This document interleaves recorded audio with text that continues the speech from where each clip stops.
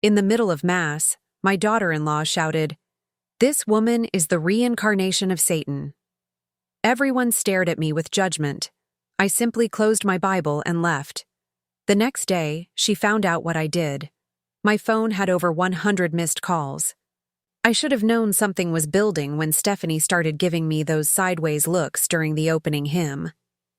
She'd been unusually quiet during our family breakfast that morning, barely acknowledging my presence when I brought fresh muffins I'd baked at 5 a.m.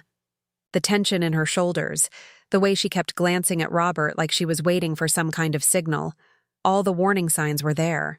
I just chose to ignore them, hoping that whatever storm was brewing would pass over our family without causing damage. After 35 years of attending St. Mary's Episcopal, I knew every face in that congregation, and they knew mine. I was Diana Walsh, the woman who organized the annual Christmas bazaar that raised over $40,000 each year. I coordinated meals for grieving families, managed the church's financial records, and never missed a Sunday service even when my arthritis flared up so badly that walking from the parking lot to the sanctuary felt like climbing a mountain. This was my sanctuary, my second home, the place where my faith had been nurtured and where I'd found community after Harold passed away 3 years ago. Before we continue, comment where you're watching from and subscribe to the channel. We'd love to see how far our stories are reaching. The church was packed that Sunday morning, which made what happened next even more devastating. Father Martinez was delivering his sermon about forgiveness and family bonds, his voice carrying that gentle authority that had comforted our congregation through countless trials over his 15-year tenure. I was sitting in my usual pew, third row from the front on the right side, the same spot where Harold and I had sat for decades. The cushions were faded blue velvet, worn smooth by years of faithful attendance. Robert, my 38-year-old son, sat beside me with his wife Stephanie and their 2 children, 8-year-old Emma and 5-year-old Michael. Robert looked uncomfortable that morning, more so than usual. He kept adjusting his tie and clearing his throat like he wanted to say something but couldn't find the words. Stephanie, on the other hand, seemed coiled like a spring. Her perfectly manicured hands gripped her purse so tightly that her knuckles were white. She wore a cream-colored dress that probably cost more than most people in our congregation made in a week, paired with pearls that had been a wedding gift from her grandmother. Everything about her appearance screamed respectability and devotion, which made what happened next so much more shocking. Everything seemed normal until Father Martinez mentioned something about stewarding God's gifts responsibly and being transparent in our dealings with one another. He was talking about the upcoming church renovations, the new roof we desperately needed, and the importance of accountability in how we managed our sacred resources. That's when Stephanie shot up from the pew like she'd been electrocuted. "This woman!" she screamed, pointing directly at me with a trembling finger that sparkled with her 3-carat engagement ring, "is the reincarnation of Satan herself." The words echoed through the sanctuary like a thunderclap. The acoustics in our old church carried every syllable to the furthest corners, ensuring that not a single person missed her accusation. Every conversation stopped mid-sentence. Every prayer book closed with a snap. 200 pairs of eyes turned toward our pew, toward me. I felt like an insect pinned to a display board, examined and judged by people who had been my friends and companions in faith for decades. Mrs. Patterson, who sat directly behind us and had known me since I was Robert's age, had her jaw hanging open in shock. The Henderson family, regulars at our monthly potluck dinners, twisted in their seats to get a better look at the drama unfolding in front of them. Even little Emma, my granddaughter, started crying, her small hands covering her ears as if the volume of her mother's voice physically hurt. "She's trying to destroy our family," Stephanie's voice carried to the back of the church, where the young families usually sat because their toddlers could make quick exits if needed. "She questions everything we do, undermines my authority with my own children, and spreads poison wherever she goes. She pretends to care about this church, but she's really just a bitter old woman who can't stand that Robert chose me over her." I felt my face burning with shame and confusion. The sanctuary suddenly felt suffocating, the familiar wooden pews and stained glass windows seeming to close in around me. This was my church, my sanctuary, the place where I'd been baptized as an infant, where I'd married Harold 42 years ago, where I'd baptized Robert, where Harold and I had renewed our vows on our 25th anniversary. The altar where Father Martinez stood looking helpless was the same one where I'd knelt in prayer during Harold's final illness, begging God for more time with the man I'd loved since I was 19 years old. Now it felt like a courtroom where I was being tried for crimes I didn't even understand. What had I done to deserve this public humiliation? All I'd done was ask some questions about the renovation fund finances because the numbers in the monthly reports didn't seem to add up correctly. As someone who'd managed the church's books for over a decade, I had an eye for inconsistencies. But apparently, asking questions made me satanic. Father Martinez raised his hands, his face flushed with embarrassment and concern, trying to restore some semblance of order to his disrupted service. Perhaps we could discuss this privately after the service. "No!" Stephanie shrieked, her voice reaching a pitch that made several people wince. "Everyone needs to know what kind of person she really is. She pretends to be this sweet old lady who bakes cookies and volunteers for everything, but she's calculating and manipulative. She monitors every penny we spend, questions every decision we make about our children, and makes Robert feel guilty for having a life that doesn't revolve around her." I wanted to defend myself, to stand up and explain that I'd only asked innocent questions about the church renovation funds, because as the former bookkeeper, I noticed discrepancies in the financial reports. I wanted to tell them how I'd liquidated my retirement savings to help Robert and Stephanie buy their dream house when Robert's medical practice was just starting out. How I babysat Emma and Michael every weekend so they could have romantic date nights. How I'd given Stephanie my grandmother's pearl necklace as a wedding gift, the same necklace my mother had worn on her wedding day. But no words came. My throat felt completely closed, as if all the air had been sucked out of the sanctuary. I sat there in my navy blue dress, the same one I'd worn to Harold's funeral, feeling smaller and more powerless than I had since I was a child being scolded by my strict Sunday school teacher. The congregation sat in stunned silence, their heads swiveling between Stephanie and me like they were watching a tennis match. These people had known me for decades. They'd seen me organize food drives during the recession, coordinate prayer chains for sick members, clean the church kitchen after every event. They'd watched me comfort grieving widows, babysit their children during services, and donate more money to church causes than anyone else in the congregation. Now they watched as my own daughter-in-law painted me as some kind of vindictive monster. Robert sat frozen beside me, his face pale as parchment and beaded with sweat. His hands were clenched so tightly in his lap that I could see his knuckles turning white through his skin. He should have defended me. He should have stood up and told his wife to stop this public humiliation of his mother. Instead, he stared at his hands like a child caught between feuding parents, paralyzed by the conflict and unwilling to choose sides. I closed my worn leather Bible slowly, the cover soft and supple from years of faithful reading. Harold had given it to me on our first anniversary, and I'd read through it completely 17 times over the decades. The pages rustled in the terrible quiet, the sound seeming unnaturally loud in the hushed sanctuary. Then I stood up, my knees shaking and my legs feeling like they might give out beneath me, and walked down that endless aisle toward the exit. Every step felt like a mile. The burgundy carpet runner beneath my feet was the same one where I'd walked as a flower girl in my cousin's wedding 60 years ago. I could feel their stares boring into my back, could sense heads turning to follow my progress, could hear the whispered conversations starting behind me as I passed each pew. "Did you see her face? What do you think really happened between them?" Poor Stephanie having to deal with that kind of interference. I always wondered about Diana. She did seem a bit controlling. I made it to my car before the tears came, hot and humiliating streams that blurred my vision as I fumbled with my keys. 47 years I'd been part of this congregation. 47 years of potluck dinners where I brought my famous apple pie, prayer circles where I'd shared my deepest fears, volunteer work that had consumed countless hours of my retirement. Now I was the subject of their gossip, the scandal they'd dissect over coffee in the fellowship hall after service ended. The drive home was a blur of tears and shaking hands.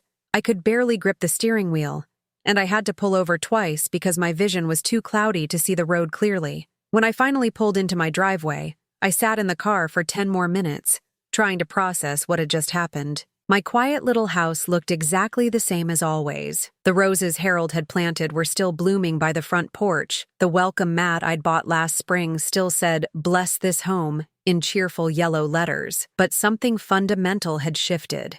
The life I'd built, The reputation I'd earned through decades of service, the relationships I'd treasured, all of it felt damaged beyond repair. How could I show my face at church next Sunday? How could I continue leading the ladies' auxiliary when half the members had just watched my daughter-in-law call me Satan incarnate? That evening, after hours of crying and praying and trying to make sense of what had happened, I did something I'd been considering for weeks, but hadn't had the courage to follow through on. I called my financial advisor and made a decision that would change everything. "Diana," Mr. Peterson said when I explained what I wanted to do, his voice careful and concerned.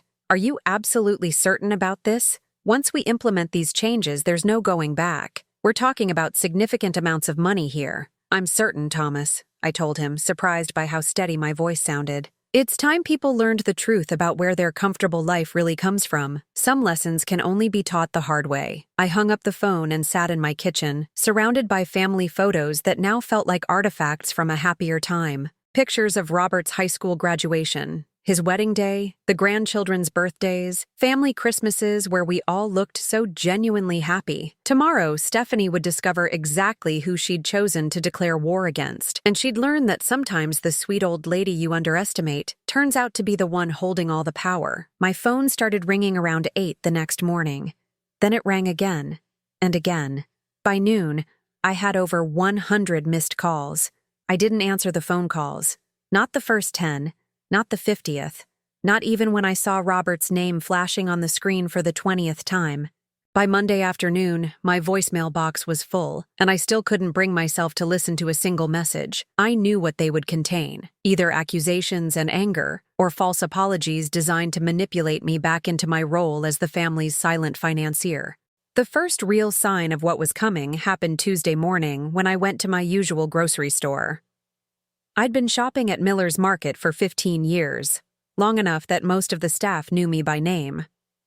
But when I walked through the automatic doors, something felt different. Mrs. Chen, who usually greeted me with a warm smile from behind the customer service counter, suddenly became very interested in her paperwork. The teenage bag boy who normally helped me carry groceries to my car seemed to find urgent tasks in the back of the store. I was selecting apples in the produce section when I heard the whispers behind me. "That's her," one voice said, trying to sound discreet but failing miserably. "The woman from the church incident. I heard she's been making her daughter-in-law's life miserable for years," another voice replied. "Poor thing finally couldn't take it anymore and had to speak up publicly." I turned around to see 2 women from St. Mary's, Janet Morrison and her sister Carol, standing by the banana display, not even trying to hide their stares. These were women I'd served alongside on the church fundraising committee, women whose casseroles I'd praised at countless potluck dinners. "Ladies," I said quietly, nodding in their direction. They both turned bright red and hurried away toward the deli counter, their conversation dying mid-sentence. I stood there holding a bag of Granny Smith apples, feeling like I'd been slapped. The story of Sunday's incident had obviously spread far beyond our church walls, and it was growing in the telling. By Wednesday, the real campaign began. My phone rang at 7:30 in the morning, earlier than anyone in my family had ever called me. I almost didn't answer, but something about the persistence of the caller made me pick up. "Mother?" Robert's voice sounded strained, exhausted. "We need to talk." "Do we?" I asked, settling into my kitchen chair with my morning coffee. "Because talking wasn't something you seemed interested in on Sunday." "That's not fair. You know how Stephanie gets when she's upset. She doesn't always express herself in the best way, but her heart is in the right place." I nearly laughed at the absurdity of that statement. Her heart was in the right place when she called me Satan in front of 200 people, but I kept my voice level. "What did you want to discuss, Robert?" "Stephanie thinks it might be best if you took some time away from family activities, just until things cool down. She's been crying for 3 days straight, and the kids are confused and scared." "The kids are confused and scared because their mother had a screaming fit in church," I wanted to say. But instead I asked, "What kind of time away are we talking about? Maybe skip Sunday dinners for a few weeks. And perhaps it would be better if you didn't pick up Emma and Michael for your usual Saturday outings." Stephanie feels like they're being caught in the middle of this conflict. There it was, the beginning of my exile from my own family. "I see." And what conflict is that exactly, Robert? Because I seem to have missed when questioning church finances became grounds for being banned from seeing my grandchildren. Mom, please don't make this harder than it has to be. You know how much the kids love you, but Stephanie is their mother. I have to support her decisions about what's best for them. What's best for them, or what's best for Stephanie's plan to isolate me completely. I wondered how long she'd been working toward this moment, laying the groundwork for my removal from their lives. I understand, I said, though I understood far more than Robert realized. I'll give you all the space you need. After I hung up, I sat in my kitchen looking at the pictures covering my refrigerator. Emma's crayon drawing of our family, her, Michael, Robert, Stephanie, and me, all holding hands under a rainbow. Michael's school photo with his gap-toothed grin. Robert's medical school graduation, where he'd insisted I stand right next to him because none of this would have been possible without Mom's sacrifices. Those sacrifices felt very distant now. The second mortgage I'd taken on my house to pay for his medical school. The car I'd driven for 12 years instead of replacing because Robert's student loans were so overwhelming. The retirement I'd postponed so I could help him establish his practice. Thursday brought a different kind of isolation.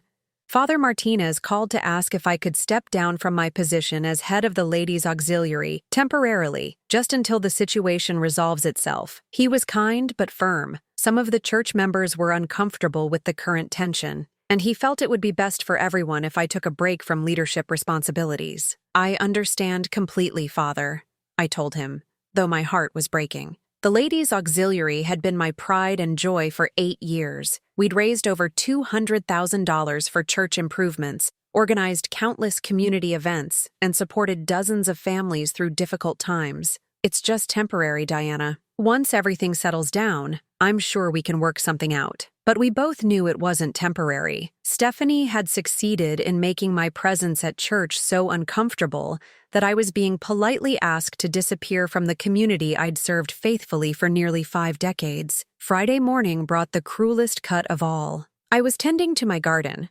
The roses Harold had planted for our 20th anniversary were finally blooming, when I heard children's voices from the front yard. I came around the corner to find Emma and Michael with their faces pressed against my fence, trying to see into my backyard. "Grandma Diana," Emma called out when she saw me. "Mommy said we can't come visit you anymore, but I wanted to see your flowers." My chest tightened. These babies had nothing to do with the adult conflicts swirling around them. "The roses are beautiful this year, sweetheart. Would you like to see them up close?" But before Emma could answer, Stephanie's voice cut through the morning air like a knife. "Emma! Michael! Get away from that fence right now!" I watched as my granddaughter's face fell, confusion and disappointment clear in her 8-year-old features. Michael, only 5, started to climb the fence anyway, until Stephanie marched over and pulled him down. "I told you both that we're not visiting Grandma Diana for a while," she said loudly enough for me to hear every word. "She's been saying mean things about our family, and I won't have you exposed to that kind of negativity."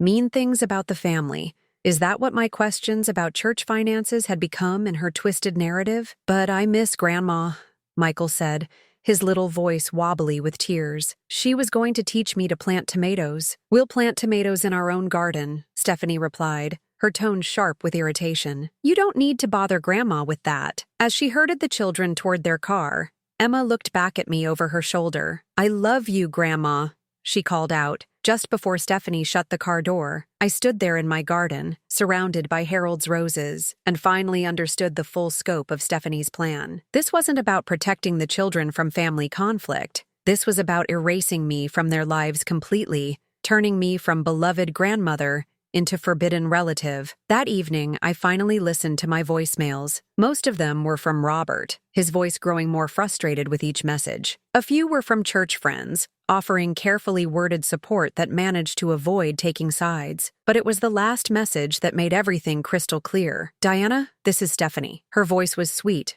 almost syrupy. "I hope you understand that what happened on Sunday was very hurtful to our entire family. Robert and I have decided that until you're ready to apologize publicly for the disruption you caused, it would be best for everyone if you maintained some distance from the children. We're not trying to punish you. We just need to protect our family from any more drama. I'm sure you can understand that as a mother yourself." I protect the family from drama. The irony was staggering. She was the one who'd caused a scene that would be talked about in our church for years to come. But somehow I was the source of drama that needed to be contained. I deleted the message and made myself a cup of tea, thinking about the call I'd made to Mr. Peterson on Sunday evening. By now, the financial changes should be taking effect. Soon, Stephanie would discover exactly what kind of drama looked like when you backed a woman like me into a corner. The isolation was complete, just as she'd planned. I was cut off from my family, my church leadership, and my community standing. In less than a week, she'd managed to turn me from respected church elder into social pariah. But Stephanie had made one crucial miscalculation. She assumed that isolating me would make me weaker, more desperate to get back into everyone's good graces. She thought that cutting me off from Robert and the grandchildren would force me to grovel for forgiveness. Instead, it had given me something far more valuable: clarity. I could see her manipulation tactics clearly now, understand how she'd been working to undermine my relationship with Robert for years. The subtle comments about how I was getting older and might be overwhelmed by babysitting responsibilities. The way she'd gradually reduced my time with the grandchildren, always with reasonable-sounding excuses. The questions about my finances disguised as concern about my future security.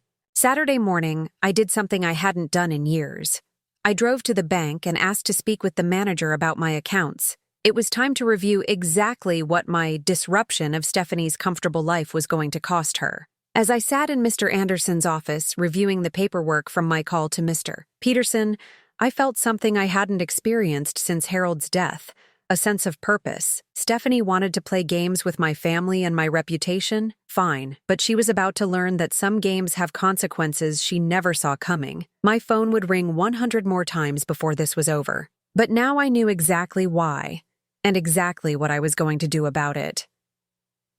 The call came at 6:47 on Monday morning. I know the exact time because I was staring at my coffee maker, waiting for it to finish brewing, when my phone rang with such urgency that I nearly dropped my empty mug. "Diana, we have a problem." It was Thomas Peterson, my financial advisor, and his voice carried a tension I'd never heard before in our 15-year professional relationship. "What kind of problem?" "The kind that involves your son's wife calling my office 17 times since Friday, demanding information about your accounts. The kind that involves her showing up at the bank this morning, claiming to have power of attorney over your finances." I set down my mug carefully. "She did what?" "She presented documents to First National claiming you're suffering from dementia, and that she's been appointed to manage your financial affairs. The paperwork looked official enough that the bank manager called me before responding to her requests." My hands started trembling, but not from fear, from rage. "Let me guess. She wanted access to the church building fund account, among others.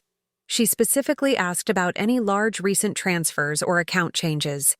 "Diana, what exactly did we do on Sunday night?" I had to admire Stephanie's speed, if not her ethics. It had taken her less than 18 hours to figure out that the money flowing into her perfect life had stopped, and probably another 6 hours to forge whatever documents she'd presented to the bank. "We stopped all automatic payments from my accounts," I reminded him. "The monthly transfers to Robert and Stephanie's mortgage, their car loans, the children's private school tuition, the country club membership I've been paying for 3 years. Right, and the church building fund?"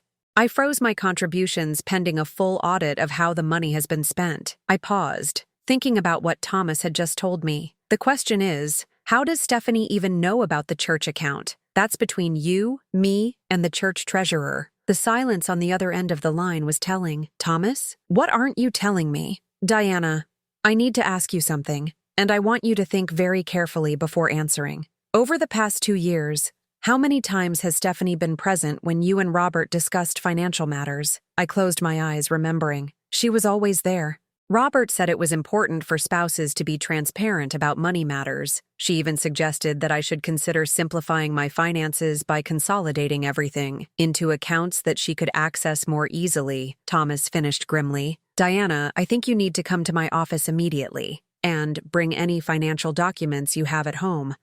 All of them."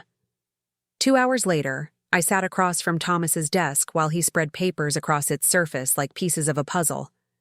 My bank statements, investment reports, tax documents, all the boring paperwork I'd trusted him to handle while I focused on family and church work. But looking at them now, patterns emerged that made my stomach turn.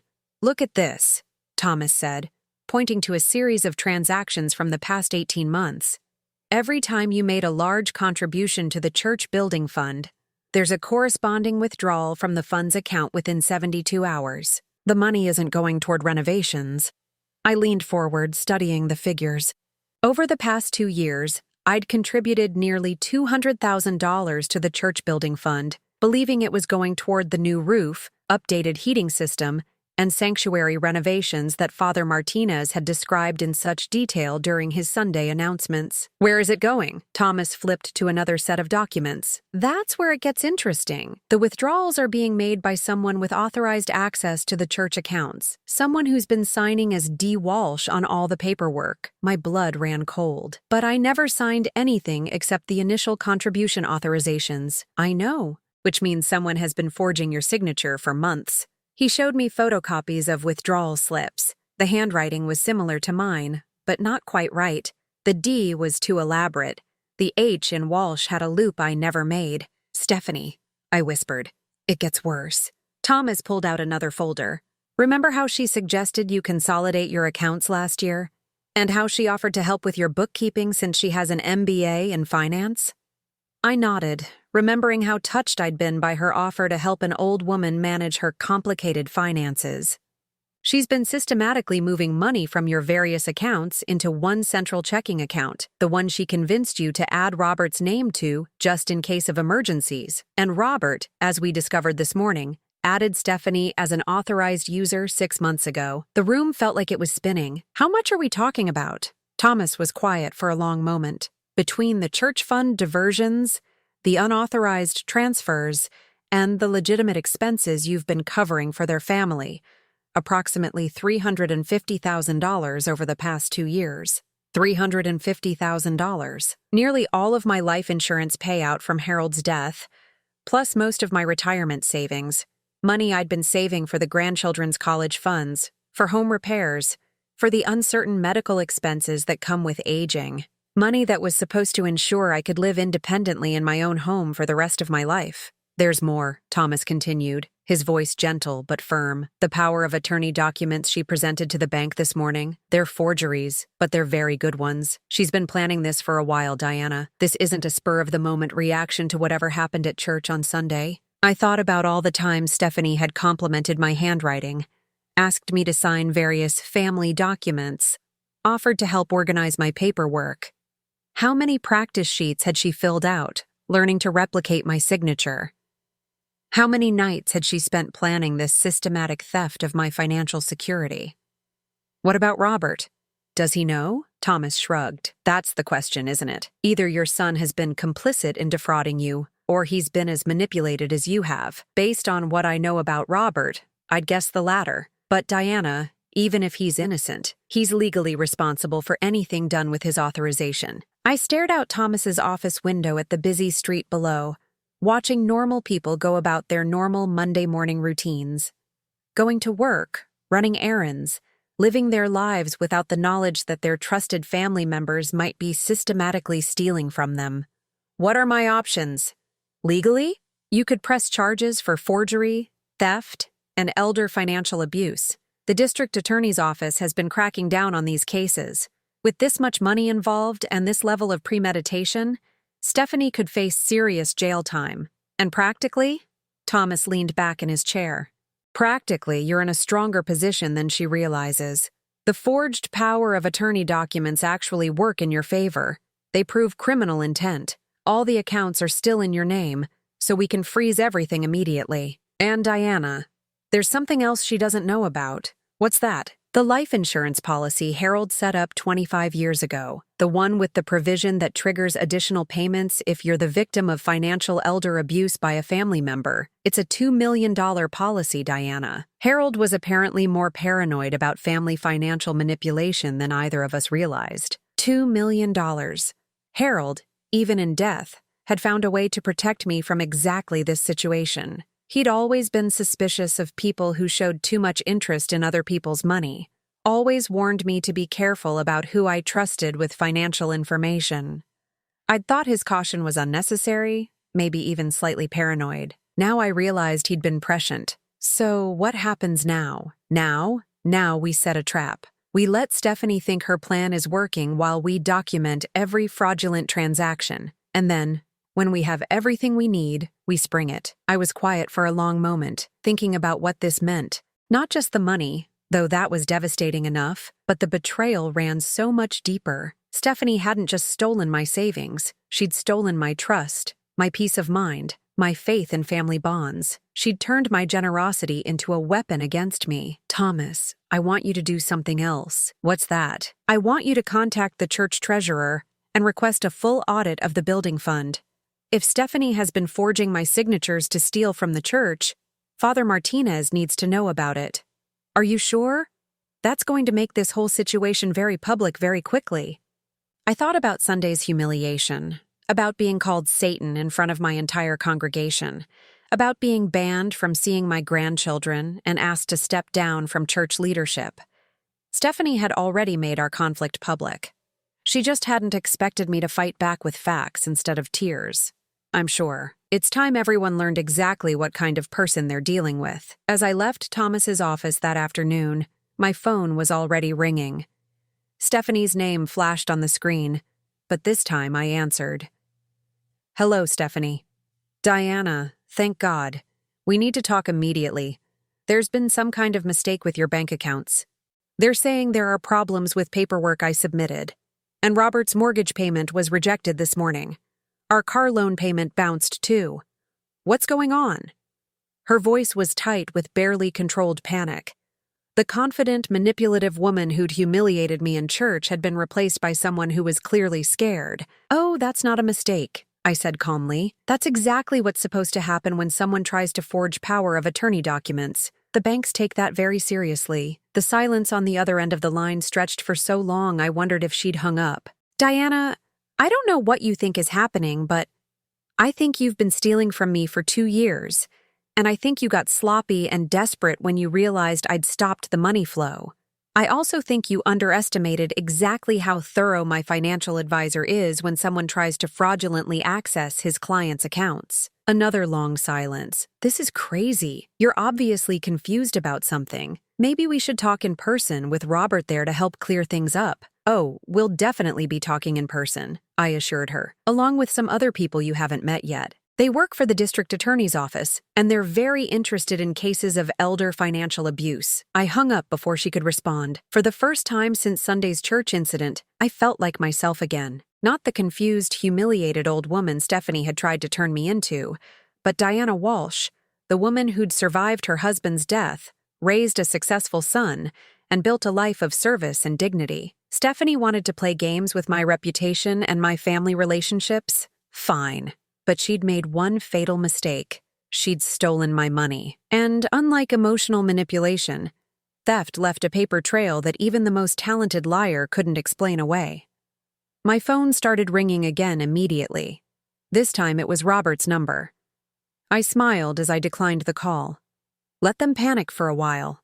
Let them wonder exactly how much I knew and what I was planning to do about it. Tomorrow, Father Martinez would receive a very interesting call from my financial advisor. And by the end of the week, everyone would know exactly who the real Satan in this story had been all along. The phone calls became relentless. By Tuesday evening, I'd received 47 calls from Robert and 32 from Stephanie. I answered none of them, but I listened to every voicemail with growing satisfaction. The panic in their voices was unmistakable, evolving from confusion to frustration to barely concealed terror as the full scope of their financial crisis became clear. Robert's messages started professional and concerned. Mom, there seems to be some confusion with the bank. Can you call me back so we can sort this out? But by his 10th message, his composure was cracking. I don't understand what's happening. The mortgage company is threatening foreclosure. Mom, please, we need to talk. Stephanie's messages told a different story entirely. Her first few were syrupy sweet, designed to manipulate. Diana, honey, I'm sure this is all just a misunderstanding. You know how much we love and appreciate everything you've done for our family. But as the days passed and their financial world collapsed around them, her true nature emerged. "This is insane, Diana. You're punishing innocent children because you're upset about a misunderstanding at church. What kind of grandmother does that? What kind of grandmother indeed?" The kind who'd been systematically robbed by her own daughter-in-law, while being painted as a mentally unstable burden to her family. Wednesday morning brought my first real test of resolve. Emma's school called to inform me that her tuition payment had been rejected and her enrollment was at risk. As the designated emergency contact and backup financial guarantor, something I'd agreed to years ago when Robert's practice was struggling, I was being asked to resolve the situation. My heart broke listening to the school administrator explain that Emma had been asking her teachers if she'd done something wrong, if that's why she might have to leave her friends and go to a different school. An 8-year-old child was blaming herself for her parents' financial crisis. Every instinct I had screamed at me to fix this immediately, to call the school, pay the tuition, protect my granddaughter from the consequences of her mother's crimes. But Thomas Peterson's words echoed in my mind. "The moment you start rescuing them, you give Stephanie exactly what she wants. Proof that you'll always cave in to emotional manipulation." Instead, I called my lawyer, Patricia Chen, whom Thomas had recommended. Her office was in the professional district downtown, in one of those glass buildings that screamed competence and expense. I'd never needed a criminal attorney before, had never imagined I'd be sitting across from someone discussing terms like elder financial abuse and organized fraud. "The case is stronger than I initially thought," Patricia said, spreading documents across her conference table. "What we're looking at isn't just theft. It's a coordinated long-term scheme to systematically drain your assets while isolating you from potential sources of help or support." She showed me a timeline she'd constructed based on the financial records Thomas had provided. "Look at the pattern. Every time you questioned any financial decision or showed signs of wanting more involvement in family finances, Stephanie escalated her isolation tactics. The incident at church wasn't random. It was the culmination of a 2-year campaign to paint you as unstable and untrustworthy. The timeline was damning. July 2021. I questioned why Robert needed another car loan when his BMW was only 2 years old. August 2021. Stephanie suggested I was getting forgetful and might benefit from reducing my financial responsibilities. September 2021. The first unauthorized transfer from my savings account. March 2022. I asked to see detailed records of how my church contributions were being used. April 2022. Stephanie began telling people I was becoming paranoid about money. May 2022. The forged signatures on church withdrawal slips began. November 2022. I mentioned wanting to establish college funds directly for the grandchildren. December 2022. Stephanie convinced Robert to add her as an authorized user on the account where I'd been depositing money for family expenses. January 2023. The largest unauthorized transfers began. "She was always one step ahead," I said, staring at the evidence of my own naivety. "That's what makes her dangerous," Patricia agreed. "This level of manipulation requires intelligence, patience, and a complete lack of conscience. But Diana, it also makes her vulnerable. People this confident in their own cleverness tend to leave extensive evidence trails." Patricia was right. Stephanie had been meticulous in her theft but careless in covering her tracks, probably because she never imagined the confused old woman would fight back with forensic accountants and criminal attorneys. What's our next move? We let her dig her own grave deeper. Right now, she's panicking and making increasingly desperate moves. The forged power of attorney documents were just the beginning. I guarantee she's going to try something even more brazen in the next few days. As if summoned by our conversation, my phone rang. Robert's name appeared on the screen, and this time Patricia nodded for me to answer. "Put it on speaker," she whispered. "Hello, Robert." "Mom? Thank God. Listen, I need you to meet me at the bank right now. There's been some kind of fraud alert on your accounts, and they need you to verify that the transactions Stephanie and I have been making are legitimate." I exchanged glances with Patricia, who was already taking notes. "What transactions are you referring to, Robert?" "The usual ones. The mortgage payments, the car payments, Emma's school tuition. The bank is saying they can't process any more automatic transfers without your direct authorization. There's also some problem with the church building fund account. Father Martinez called this morning asking why the renovation payments had stopped. So Father Martinez was already getting calls about the missing church money. That was interesting. Robert, I'm curious about something. When exactly did you add Stephanie as an authorized user on my family expense account? There was a long pause. What do you mean? I mean the account where I've been depositing money for your family expenses. According to my bank, Stephanie has been making withdrawals from that account for months. When did you authorize that? Another pause. Longer this time.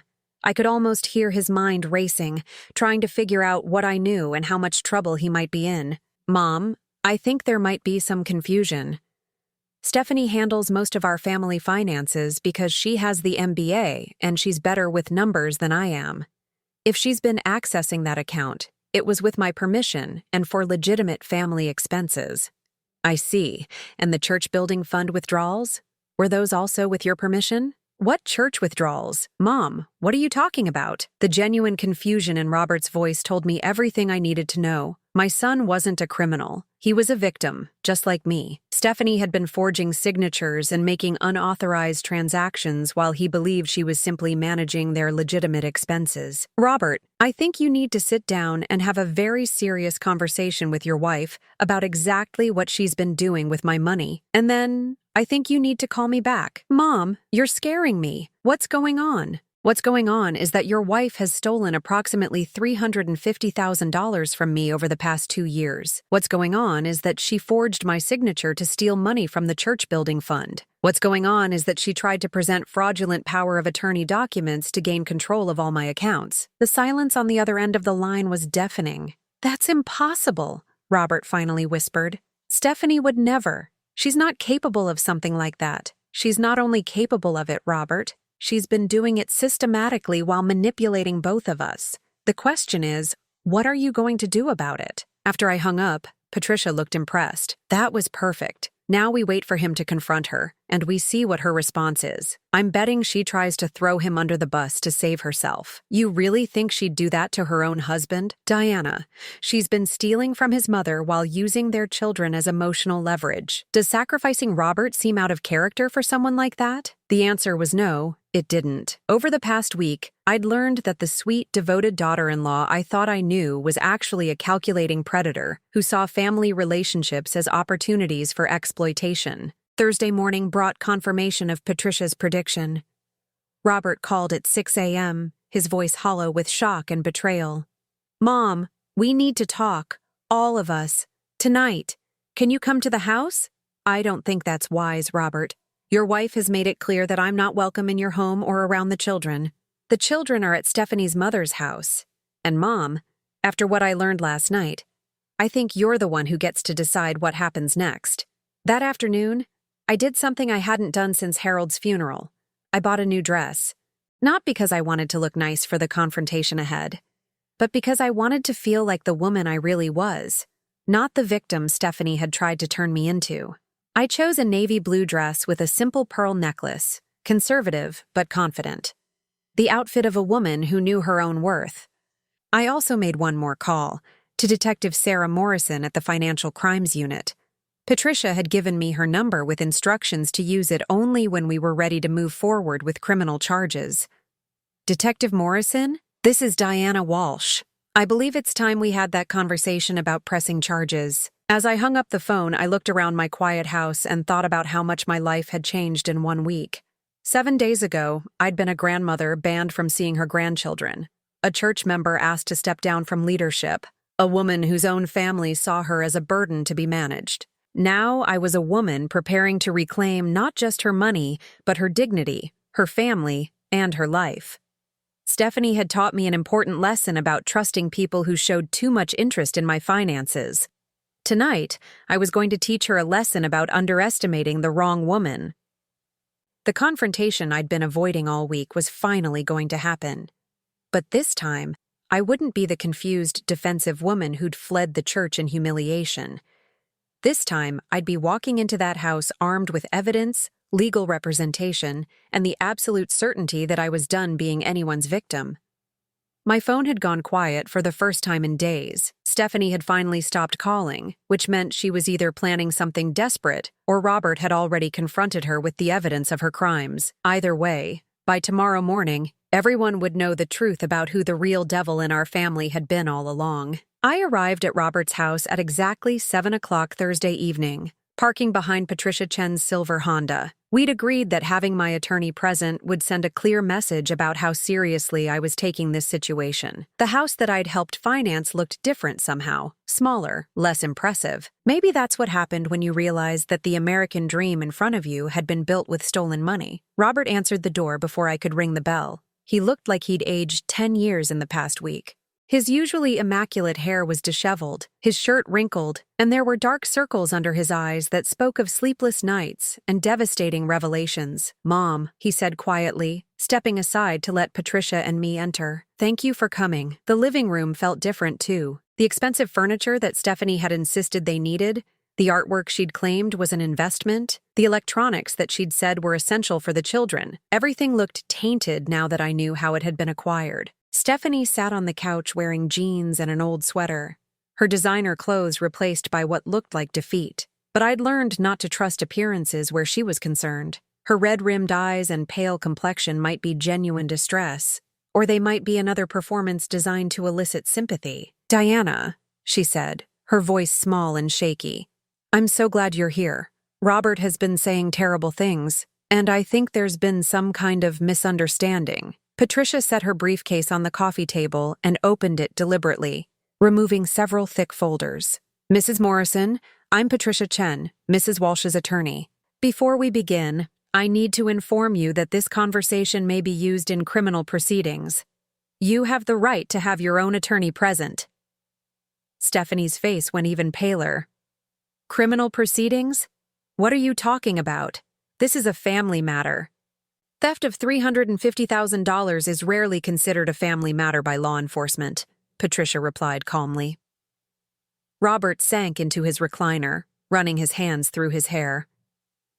"Mom, I need you to know that I had no idea what Stephanie was doing. When you asked me yesterday about the bank authorizations, I went through all our financial records. I found things." His voice broke. "I found things I never knew existed." "What kind of things?" I asked, though Patricia and I already knew the answer. Robert pulled out a manila folder from the table beside his chair. "Duplicate bank statements that don't match the ones you've been receiving. Forged signatures on documents I never signed. Withdrawal slips from the church account with your name on them, but in Stephanie's handwriting." Stephanie stood up abruptly. "This is ridiculous. I was trying to help manage our family finances." Diana was getting overwhelmed with all the details, and I was just trying to make things easier for everyone. "By forging my signature?" I asked quietly. "I never forged anything. I was authorized to sign for family expenses." Patricia opened one of her folders and removed a document. "This is a power of attorney form dated 6 months ago, with Mrs. Walsh's signature on it. According to the handwriting analysis we had done, this signature was not written by Mrs. Walsh. It was written by someone attempting to copy her signature. Someone who'd had practice but hadn't quite mastered the specific pen pressure and letter formation that make signatures unique." Stephanie's hands started shaking. "I don't know what you're talking about." "We also have security footage from First National Bank showing you attempting to present fraudulent power of attorney documents last Monday morning. Would you like to see it?" The silence in the room was deafening. Stephanie looked between Robert and me, searching for some way to salvage the situation, some angle she hadn't yet tried. "Fine," she said finally, her voice hard. "Yes, I took some money from Diana's accounts, but it wasn't theft. It was compensation for everything I've done for this family. Do you have any idea what it's like being married to a man who's completely controlled by his mother?" Robert's head snapped up. "Controlled by my mother? She pays for everything, Robert. Everything.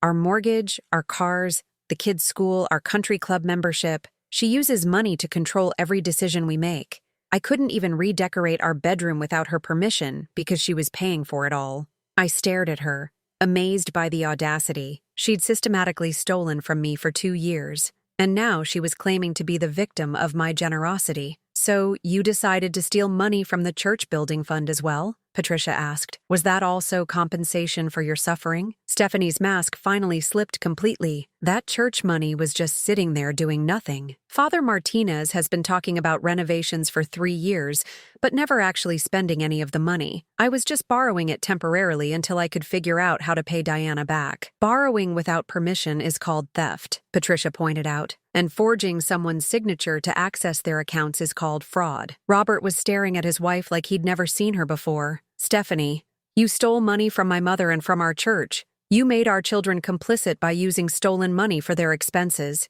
You humiliated my mother in front of our entire congregation to cover up your crimes. I was protecting our family. From what? Robert's voice was rising. From my mother's generosity? From her love and support? The only thing you were protecting was your ability to steal from her. Stephanie turned to me, desperation clear in her voice. Diana, you have to understand.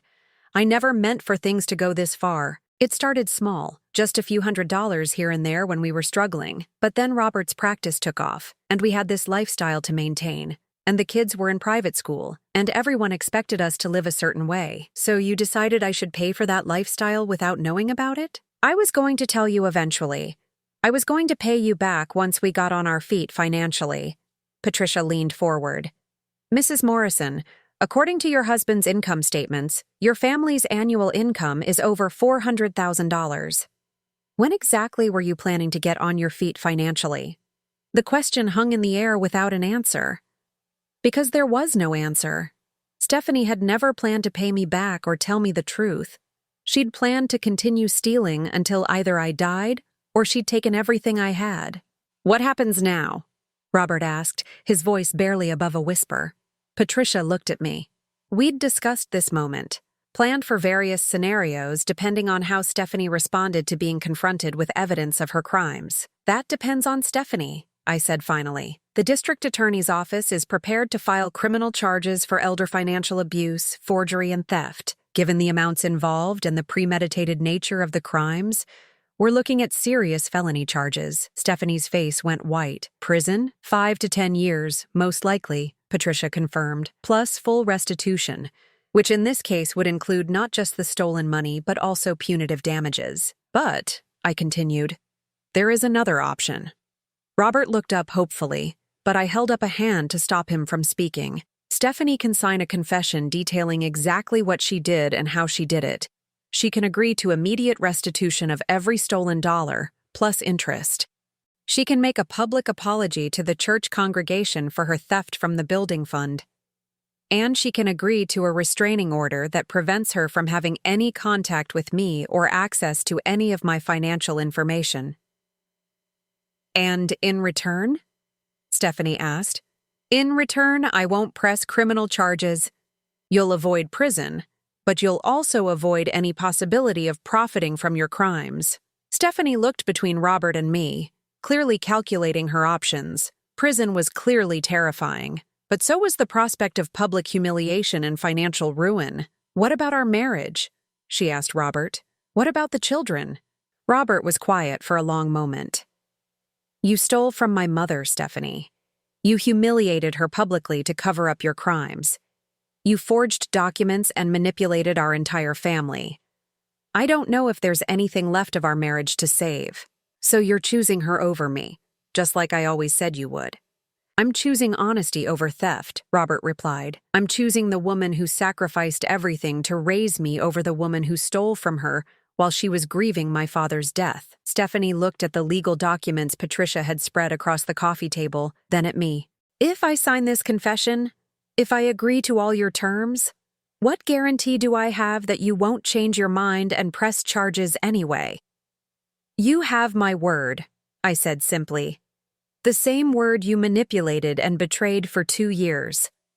It was a calculated risk, pointing out her history of dishonesty while asking her to trust mine. But I wanted her to understand exactly what she'd thrown away when she decided to see me as a victim instead of a person worthy of respect. Patricia slid a document across the table. This is a comprehensive confession detailing your fraudulent activities. If you're going to sign it, you need to do so now.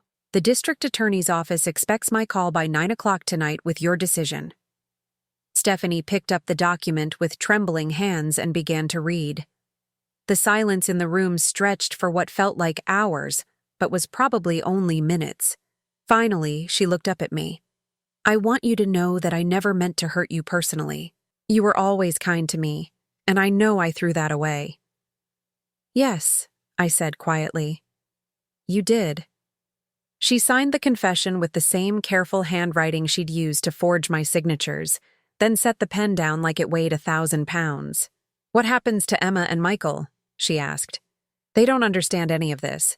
They'll understand that actions have consequences," Robert said firmly, "and they'll understand that their grandmother loved them enough to protect them from having a criminal for a mother." As Patricia collected the signed documents and Stephanie gathered her purse to leave, I felt something I hadn't expected, not satisfaction or triumph, but exhaustion. The past week had taken everything out of me, forced me to see my family and my life in ways I'd never wanted to, but I'd survived it. More than survived it, I'd reclaimed my dignity, my financial security, and my sense of self. Stephanie had tried to reduce me to a confused old woman whose money was more valuable than her feelings. Instead, she discovered that this old woman had teeth.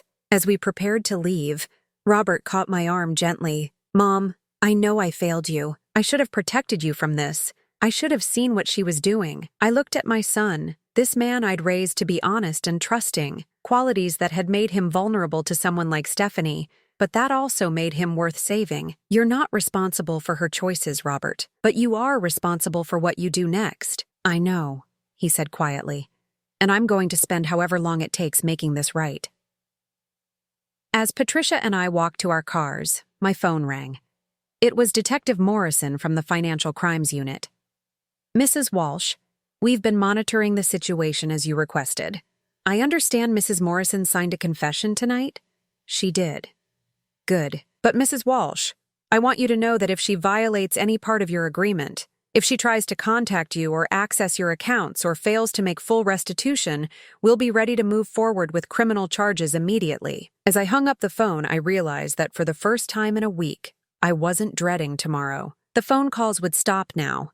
The desperation and manipulation would end. My grandbabies would come home to a very different family dynamic, but maybe that was exactly what they needed. Stephanie had taught me that trust, once broken, could never be fully repaired. But she'd also taught me that I was stronger than anyone, including myself, had realized. And tomorrow, I would begin the work of rebuilding my family on a foundation of honesty instead of manipulation.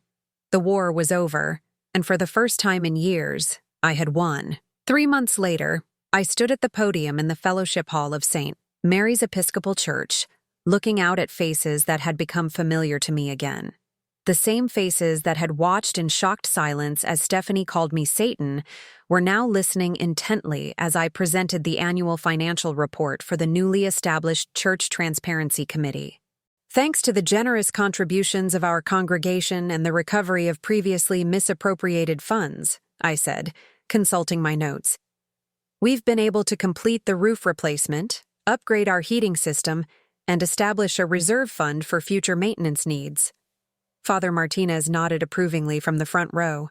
The past 3 months had been difficult for our church community. Stephanie's confession had sent shockwaves through the congregation, forcing everyone to confront how easily they'd been manipulated into believing her version of events. But it had also brought us closer together, united in our commitment to rebuild trust and transparency. After the meeting, Martha approached me with her usual directness. "You look different, Diana. Stronger." She was right. I felt different too. The woman who'd fled this church in humiliation 3 months ago would barely recognize the person I'd become. I'd learned that being underestimated could be an advantage, that quiet strength was often more powerful than loud accusations, and that sometimes the people who hurt you the most also teach you the most about your own resilience. "Mrs. Walsh?" A young woman approached hesitantly, holding a toddler's hand. I recognized her as Sarah Henderson, one of the newer church members. "I wanted to thank you for what you did. My grandmother went through something similar with her son-in-law, but she was too scared to fight back. She lost everything and spent her last years in a nursing home she hated. Watching you stand up for yourself, it gave me hope." These conversations had become common over the past few months. Apparently, financial elder abuse was more widespread than anyone wanted to acknowledge. and my public stand against it had encouraged other victims to seek help.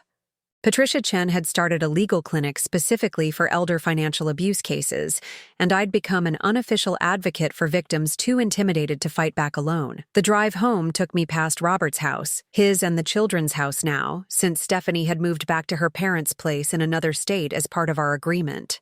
The divorce proceedings were nearly complete, with Robert insisting on full custody and Stephanie too ashamed to fight him publicly. I pulled into his driveway, something that had become a Sunday afternoon tradition over the past month. The relationship with my son was slowly healing, built now on honesty instead of financial obligation. He'd insisted on paying back every penny Stephanie had stolen, even though our agreement hadn't required it of him. "Grandma Diana!" Emma burst through the front door before I could knock, her gap-toothed grin lighting up her whole face. At 8 years old, she'd adapted to her parents' divorce with the resilience that children possess when adults finally stop creating chaos around them. "Did you bring the photo albums?" she asked, tugging on my hand. I'd been sharing family history with the children, showing them pictures of their grandfather Harold, telling them stories about their father's childhood, helping them understand their roots in ways that went beyond material possessions. Emma was particularly fascinated by the photos of Robert as a boy, amazed to discover that her serious father had once been a mischievous child who'd tried to keep a frog in his bedroom. Michael, now 6, ran up to hug my legs. He was quieter than his sister, more affected by the upheaval in his young life, but he was beginning to trust that the adults around him weren't going to disappear or betray him again. "Grandma, will you help me with my school project?" he asked. "We're supposed to write about someone we admire." "Of course, sweetheart. Who are you writing about?"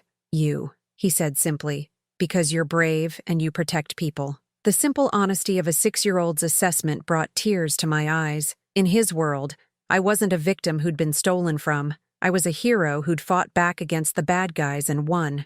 Robert emerged from the kitchen, dish towel in hand, looking more relaxed than I'd seen him since his medical school graduation. Single parenthood was challenging, but the constant tension that had marked his marriage to Stephanie was gone.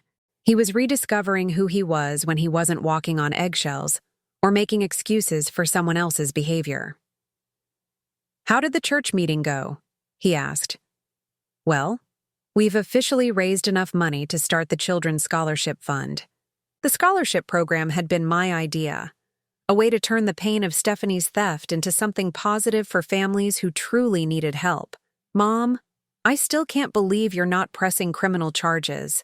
After everything she did." We'd had this conversation before, but I understood his need to process what had happened. For Robert, Stephanie's betrayal wasn't just about the money. It was about discovering that the woman he'd shared a bed with for 9 years, the mother of his children, had been a stranger. "Prison wouldn't have gotten our money back," I reminded him, "and it wouldn't have protected other potential victims. This way, she faces consequences that matter: public accountability, financial ruin, and the loss of everything she tried to steal. Sometimes the punishment fits the crime better when it mirrors the crime itself." What I didn't tell him was that I'd received a letter from Stephanie the previous week, a rambling, self-pitying document that blamed her actions on stress, family pressure, and financial anxiety, while never once acknowledging the specific harm she'd caused or taking genuine responsibility for her choices. Reading it had confirmed that I'd made the right decision. Someone that committed to seeing themselves as a victim would never truly reform, regardless of whether they served prison time. That evening, after Robert had put the children to bed, we sat on his back porch with coffee, watching the sun set over the garden he was learning to maintain without professional landscaping services. "I've been thinking about selling the house," he said quietly. "It feels tainted somehow. Everything in it was purchased with money she stole from you." I'd been expecting this conversation. "Where would you go?" "There's a smaller house closer to my practice. 3 bedrooms, nice yard for the kids, but much more modest. I could afford it on my actual salary without any help from anyone." The emphasis on actual salary wasn't lost on me. Robert was still processing the humiliation of discovering that his comfortable lifestyle had been subsidized by theft. He needed to prove to himself that he could provide for his children through his own honest work. "That sounds like a good plan," I said. "Fresh start, new memories. Would you help us move?" "Not financially," he added quickly. "I mean physically. The kids would love to have their grandmother there when they pick out their new rooms. I'd be honored. As we sat in comfortable silence, I thought about how much had changed since that Sunday morning when my world exploded in the middle of Mass. I'd lost my faith in family loyalty and gained a deeper understanding of human nature. I'd lost my financial naivety and gained expertise in protecting myself and others from manipulation. I'd lost my role as the family's silent supporter and gained a voice that people actually listened to. Most importantly, I'd lost my fear of being alone. The isolation that Stephanie had used as a weapon against me had taught me that I was complete on my own, that my worth wasn't dependent on other people's approval or need for my money. "Mom?" Robert's voice interrupted my thoughts. "I need to ask you something, and I want you to be honest." "Of course. Do you forgive me? Not just for what Stephanie did, but for letting her isolate you, for not defending you when she attacked you at church, for being so blind to what was happening right in front of me." I looked at my son, this good man who'd been manipulated by someone he trusted, who'd failed me in a crucial moment but was working every day to do better. Forgiveness wasn't just about letting go of anger.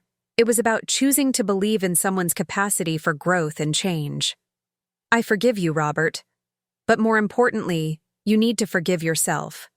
Stephanie was very good at what she did. She fooled a lot of people, including me." "How do you mean?" "I saw the signs, Robert.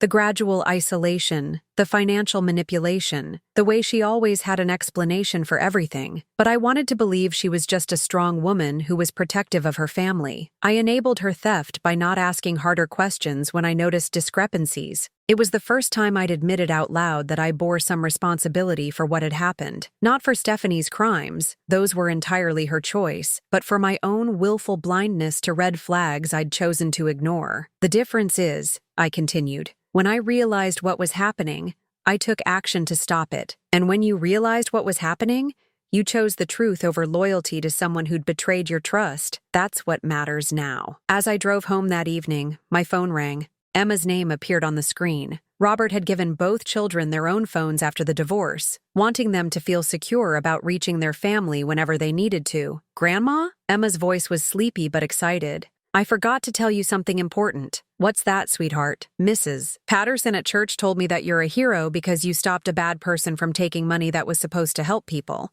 Is that true?" I smiled, thinking about Mrs. Patterson, the same woman who'd sat behind me with her jaw hanging open during Stephanie's outburst, the same woman who now served on my church transparency committee and had become one of my strongest supporters. "I just did what anyone should do when they discover someone is being dishonest, Emma." I told the truth. "Well, I think you're a hero anyway, and I'm going to be just like you when I grow up. Brave and smart and not afraid of mean people." After we hung up, I sat in my driveway for a few minutes before going inside. Emma wanted to be like me when she grew up. That 8-year-old girl who'd watched her world fall apart and rebuild itself on a foundation of honesty saw me as someone worth emulating. I thought about the woman I'd been 3 months ago, financially manipulated, emotionally isolated, publicly humiliated, and privately devastated. That woman could never have imagined becoming someone a child would want to emulate, but that woman had also possessed something she didn't know about, a core of strength that couldn't be stolen, manipulated, or destroyed. Stephanie had tried to reduce me to nothing more than a source of money, but she'd failed to account for the person Harold had fallen in love with 43 years ago, the person who'd raised a good son despite being widowed too young, the person who'd built a life of service and meaning in her community. Inside my house, I made myself a cup of tea and settled into Harold's old recliner with a book. The house felt different now. Not lonely, but peaceful. Not empty, but full of possibilities. I'd reclaimed not just my money and my dignity, but my sense of self. Tomorrow was Monday, which meant another week of my new routine, volunteer work at Patricia's legal clinic, where I helped other elder abuse victims understand their options, lunch with Martha, who'd become even more protective and supportive since the whole ordeal, visits with Emma and Michael, who were thriving in their honest, though more modest, new life. And next Sunday, I would stand once again in the third pew from the front at St. Mary's Episcopal, in the same spot where Harold and I had worshipped together for decades. But this time, I wouldn't be the woman who'd been called Satan and fled in shame. I would be Diana Walsh, survivor, advocate, beloved grandmother, and living proof that it's never too late to fight for your own worth. The phone calls had finally stopped completely. The drama was over. The truth had won, and I was home.